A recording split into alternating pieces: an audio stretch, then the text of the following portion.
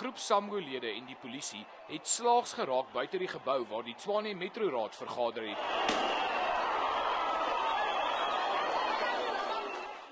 Die vakbond eis onder meer dat werknemers wat op kontrakbasis deur die raad aangestel is, voltyds in diens geneem word.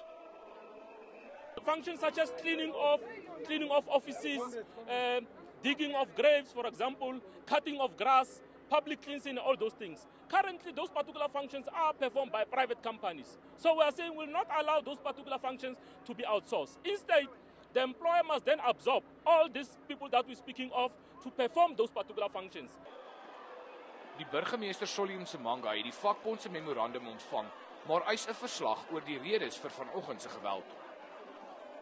And again, the incident just took place here is going to be investigated as to what happened. Bottles were thrown at the executive mayor, and we as police, we had to, disperse the crowd using some rubber bullets just to make sure that we disperse them and to make sure that we protect the executive mayor.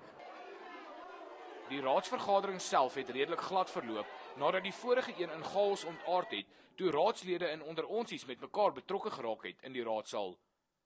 Gerard Pretorius, 1 Nuus, Pretoria.